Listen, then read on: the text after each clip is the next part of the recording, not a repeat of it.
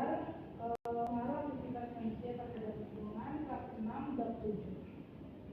Di sini ada jelas mata pelajaran 4 pasal atau C atau kelas 6 bab 7 unit terancam bahaya. Materinya pengaruh aktivitas manusia terhadap lingkungan.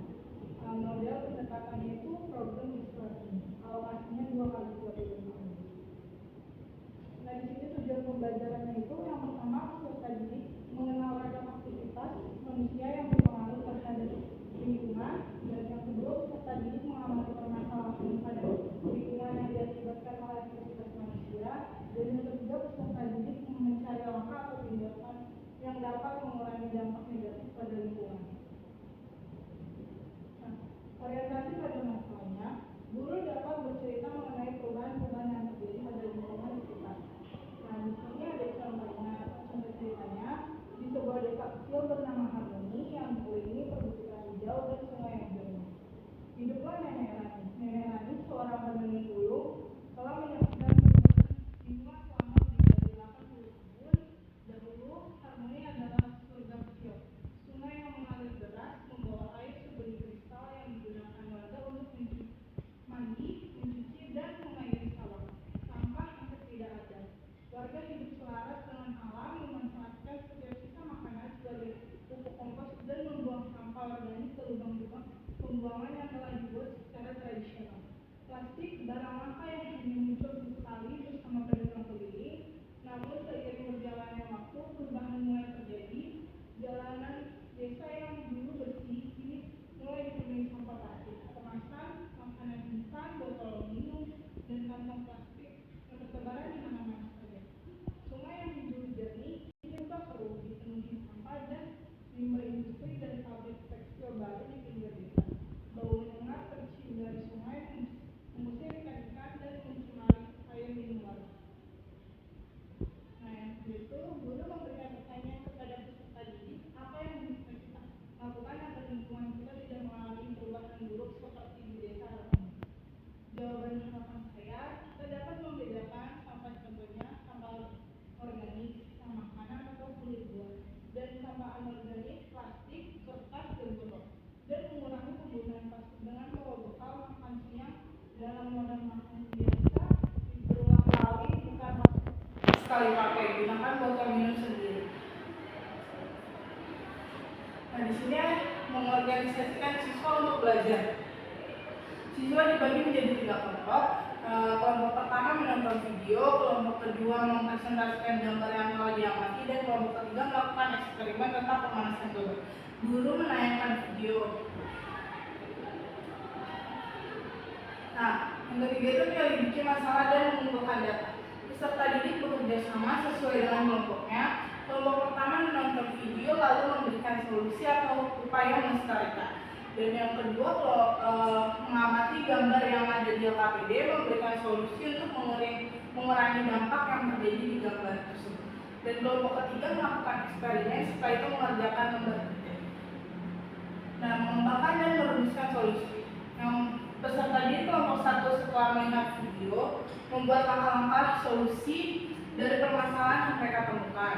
Dan yang peserta didik kelompok kedua setelah mengamati gambar yang ada di lembar kerja lalu menganalisis dan merancang solusi. Dan yang ketiga peserta didik kelompok ketiga yang melakukan eksperimen merumuskan solusi. Menjadikan hasil atau solusi. Yang pertama, guru memberikan kesempatan pada masing-masing kelompok berdasarkan daya belajarnya. Kelompok auditori mempresentasikan hasil pengamatannya berdasarkan apa yang telah dilihat dan didengar lewat video pembelajaran yang ditayangkan. Dan kelompok visual mempresentasikan hasil pengamatannya berdasarkan gambar yang telah dipilih. Kelompok kinestetik mempresentasikan hasil eksperimen pemanasan global. Analisis dan evaluasi proses pemecahan masalah. Peserta didik bersama guru melakukan refleksi atas pembelajaran yang telah berlangsung, dan peserta didik bersama guru membuat kesimpulan materi pembelajaran. Dan yang ketiga, guru memberikan informasi hasil evaluasi peserta didik. Nah, berikut video yang untuk kelompok 1. Fenomena sampah kiriman yang terjadi hampir setiap tahun pernah mencapai 25 ton per hari. Selama banjir dan seluruh sampah kiriman, kini giliran Pantai Satu dan pantai lain yang dipenuhi sampah.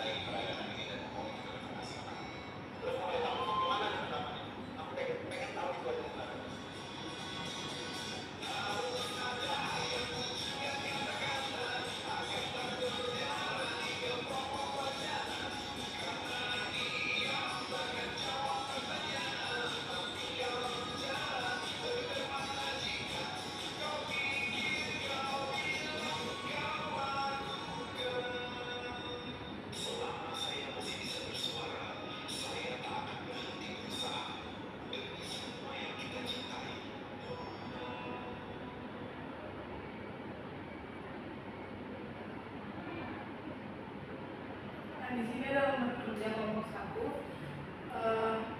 Setelah itu peserta didik menjawab pertanyaan. Yang pertama, apa saja dampak negatif dari fenomena sampah kiriman terhadap lingkungan dan masyarakat sekitar? Jawaban harapan saya, dampak negatif dari sampah kiriman sangat beragam, antara lain pencemaran lingkungan, kerusakan ekosistem, dan mengancam kesehatan. Dan yang kedua, apa saja faktor yang menyebabkan terjadinya fenomena sampah kiriman? Jawaban harapan saya, beberapa faktor yang menyebabkan terjadinya fenomena sampah kiriman antara lain kurangnya kesadaran masyarakat yang mana masih banyak masyarakat tidak peduli dengan lingkungan dan membuang sampah sembarangan. Nah, untuk kelompok kedua, di sini ada 3 gambar. Yang pertama itu limbah plastik yang terlibat di pinggir pantai, dan yang kedua kebakaran hutan, yang ketiga hutan menjadi gundul. Nah, berikut pertanyaan untuk dari gambar ini. Yang pertama itu amatilah gambar A, B, dan C. Jelaskan apa yang terjadi pada setiap gambar dan apa yang menjadi penyebab utama masalah tersebut. Jawaban harapan saya, pada gambar A kita melihat pantai yang penuh dengan sampah plastik. Hal ini disebabkan oleh kebiasaan membuang sampah sembarangan, terutama sampah plastik yang sulit terurai. Pada gambar B terlihat kebakaran hutan yang meluas. Penyebab utama kebakaran hutan adalah ulah manusia, seperti membakar lahan secara sembarangan atau puntung rokok yang dibuang sembarangan. Sedangkan pada gambar C kita melihat hutan yang gundul. Penyebab utama hutan gundul adalah penebangan liar dan perambahan hutan untuk kepentingan pertanian atau pemukiman. Pertanyaan kedua, tuliskan 3 tindakan sederhana yang dapat dilakukan oleh setiap orang di lingkungan sekitar untuk mengurangi dampak negatif dari masalah lingkungan seperti terlihat pada gambar-gambar tersebut. Jawaban harapan saya, mengurangi penggunaan plastik. Kita bisa membawa tas belanja sendiri, menggunakan botol minum yang dapat diisi ulang, dan mengurangi penggunaan sedotan plastik. Nah, memilah sampah menjadi organik dan non-organik akan memudah proses daur ulang dan mengurangi volume sampah yang dibuang ke tempat pembuangan akhir. Dan menanam pohon itu dapat membantu menyerap karbon dioksida, mencegah erosi tanah, dan memberikan habitat bagi satwa. Dan pertanyaan ketiga, apa dampak buruk yang ditimbulkan oleh masalah lingkungan yang terlihat pada gambar-gambar tersebut bagi kehidupan manusia, hewan, dan tumbuhan? Jelaskan pendapatmu. Jawaban harapan saya, dampak buruk dari masalah lingkungan tersebut sangat besar. Sampah plastik di pantai dapat mencemari laut, merusak ekosistem laut, dan membahayakan hewan laut. Kebakaran hutan dapat menyebabkan kerusakan habitat satwa, hilangnya keanekaragaman hayati, dan meningkatnya resiko bencana alam seperti tanah longsor, hutan gundul, dan menyebabkan erupsi tanah, banjir, dan perubahan iklim. Selain itu, masalah lingkungan ini juga dapat berdampak pada kesehatan manusia seperti penyakit pernapasan akibat polusi udara dan penyakit kulit akibat air yang tercemar. Nah, berikut video eksperimen.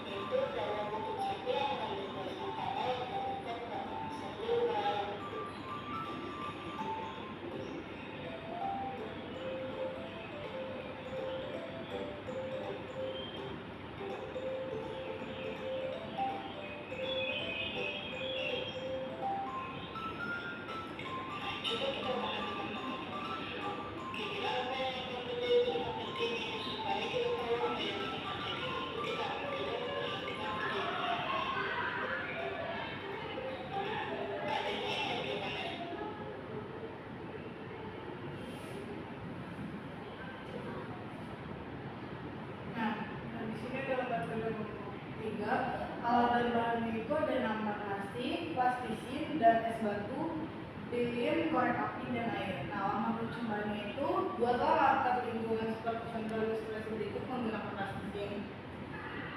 Kedua, letakkan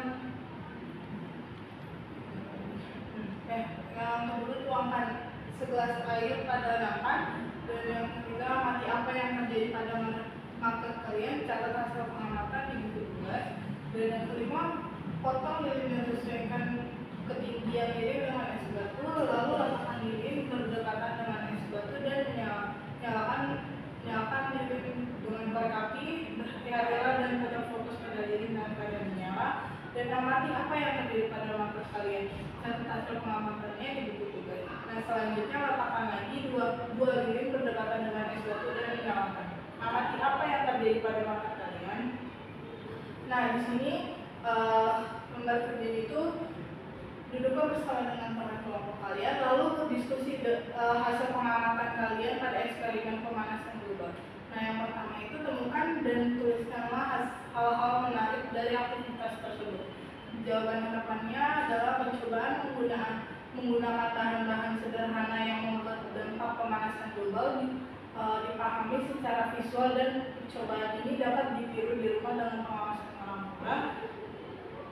Apa yang akan terjadi jika kita semakin banyak menambahkan lilin di dekat es batu?